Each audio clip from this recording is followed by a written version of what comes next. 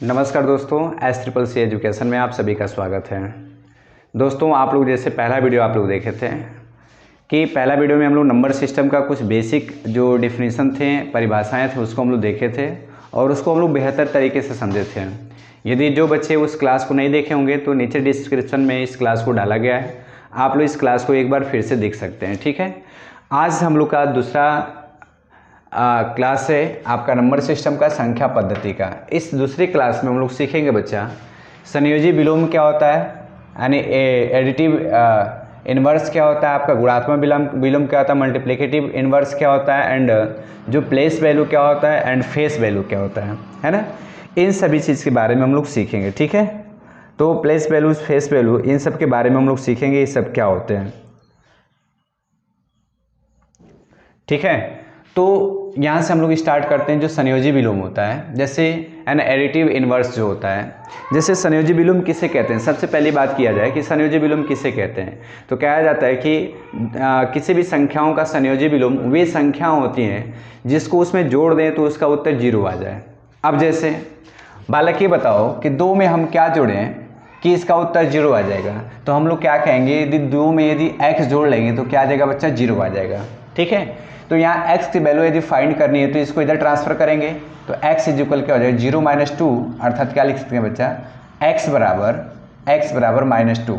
ठीक है, तो जो 2 का जो होगा है ना, एडिटिव इन्वर्स जो होगा बच्चा आपका -2 हो जाएगा। ठीक है, 2 का एडिटिव इन्वर्स क्या हो जाएगा, -2। यानी क्या होता है एडिटिव इन्वर्स में, क्या होता है बच्चा, इसमें आपके जो है ना चिन्ह होते हैं वो चिन्ह बदल जाते हैं। जैसे कह देगा बच्चा कि 4 का आपका एडिटिव इन्वर्स क्या होगा, तो 4 का -4 होगा।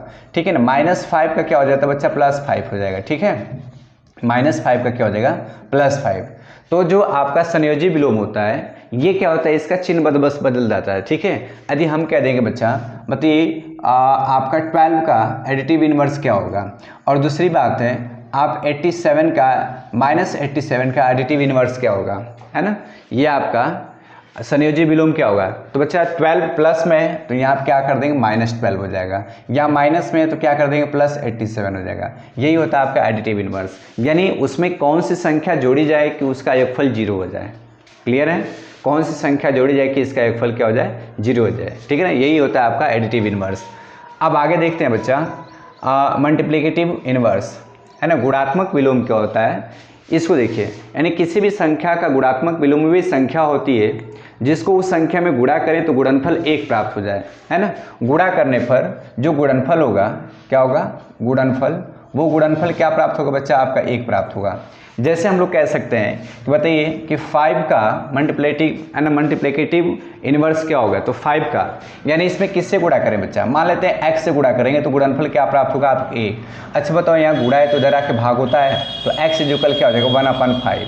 ठीक है, यानी कह सकते हैं इसका जो मल्टीप्लिकेटिव इन्वर्स जो होगा आपका 5 का 1/5 हो जाएगा। ठीक है, ऐसे हम लोग कह सकते हैं बच्चा 12 का क्या हो जाएगा बच्चा, 1/12।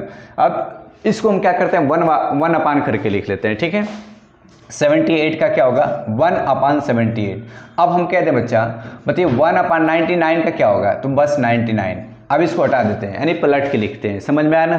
तो आपका होता है मल्टीप्लिकेटिव इन्वर्स जो होता है आपका गुणात्मक जो विलोम होता है, किसी भी संख्या का गुणात्मक विलोम वे संख्या होती है जिससे उस संख्या में गुणा करने पर गुणनफल आपका 1 प्राप्त हो जाए। तो 5 का 1/5 हो जाएगा, 12 का 1/12 हो जाएगा, 78 का 1/78 हो जाएगा आपका, ये 1/99 का 99 हो जाएगा।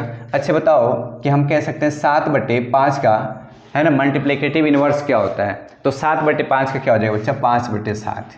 क्या हो जाएगा, 5/7। 9/12 का क्या हो जाएगा बच्चा, आपका 12/9, है ना। मल्टीप्लिकेटिव जो इन्वर्स होता है ये क्या होता है, वो पलट के रख देते हैं, है ना, उसका पलट जाता है। ठीक है, क्लियर होंगे आप लोग।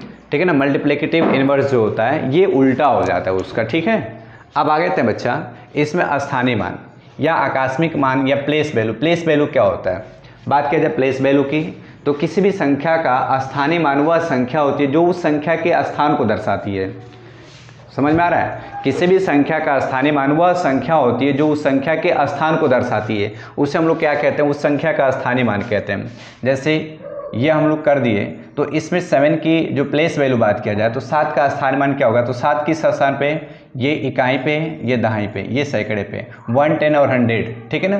तो 7 × 10 पोजीशन पे तो 10 कर दें, अर्थात कितना हो जाएगा बच्चा, 7 का 70 हो जाएगा, ठीक है। अब ऐसे 9 का बात किया जाए, प्लेस वैल्यू क्या होगा, तो 9 × 100, 100 प्लेस पे है तो कितना हो जाएगा 900। 5 किस प्लेस पे है, 5 × 1 प्लेस पे, कितना हो जाएगा बच्चा आपका 5, ठीक है। तो स्थानीय मान क्या होता है, किसी भी संख्या का स्थानीय मान है ना, किसी भी संख्या का स्थानीय मान वो संख्या होती है जो उस संख्या के स्थान को दर्शाती है। तो अब देखिए जो 5 किस स्थान पे, इकाई पे यानी 1, ये दहाई पे मतलब 70, ये सैकड़े पे मतलब 900, तो ये इसका स्थानीय मान होगा। क्लियर, आगे आते हैं बालक, प्लेस वैल्यू, फेस वैल्यू, है ना।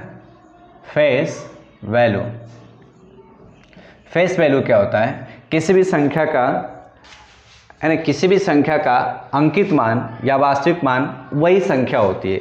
जैसे हम लोग किए हैं इसमें 975 में, यदि बात किया जाए 7 का फेस वैल्यू क्या होगा, तो वास्तविक मान यानी जो इसका मान है यही होगा, 7 का 7 हो जाएगा। 9 का फेस वैल्यू क्या होगा बच्चा, 9 का 9 हो जाएगा। 5 का फेस वैल्यू क्या होगा, 5 का 5 हो जाएगा, ठीक है। यानी जो अंकित मान होता है यानी फेस वैल्यू होता है ना, उसके मान में कोई परिवर्तन नहीं होता है। यानी कहने का मतलब आप जिसका चेहरा देखेंगे चेहरा उसी का दिखेगा, ठीक है ना। चांद तारों में नजर आए चेहरा तेरा, सुने होंगे ना। तो आप चांद तारों में जिसका चेहरा देख रहे हैं चेहरा उसी का दिखेगा, ठीक है। तो यहाँ पे यदि हम कह सकते हैं कि 767 में या 765 में है ना, हम कहें कि बताइए 6 का फेस वैल्यू क्या होगा, तो किसको देखना है हमको बच्चा, 6 को देखना है। तो 6 का फेस वैल्यू क्या होगा बच्चा आपका 6 हो जाएगा, ठीक है।